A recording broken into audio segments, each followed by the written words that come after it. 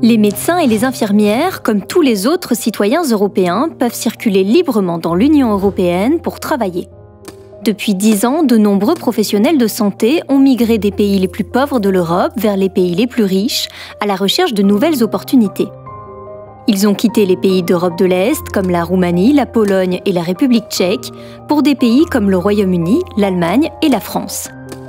Par exemple, depuis l'entrée de la Roumanie dans l'Union européenne en 2007, environ 14 000 médecins ont quitté leur pays d'origine.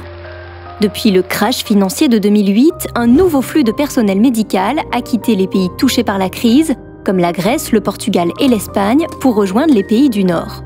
L'année dernière, environ 3 000 médecins espagnols ont demandé un permis de travail à l'étranger et 2 800 infirmières ont quitté le Portugal à la recherche d'un nouvel emploi.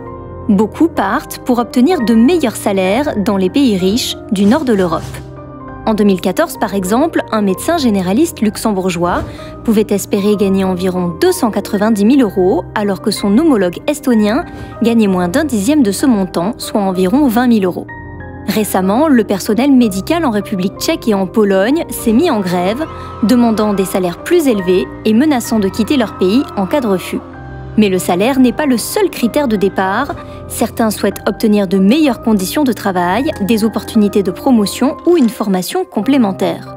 Quelles que soient les raisons de leur départ, la circulation des professionnels de santé a des répercussions majeures dans les pays qu'ils ont quittés. De graves pénuries d'infirmières et de médecins ont été signalées dans plusieurs pays. En Roumanie, il n'y avait que 51 infirmières pour 100 000 personnes en 2013. L'Irlande en avait 25 fois plus. La Pologne manque de médecins avec seulement 224 médecins pour 100 000 personnes, soit 3 fois moins qu'en Grèce. La libre circulation des personnes est le fleuron de l'intégration européenne. Mais cela a un coût.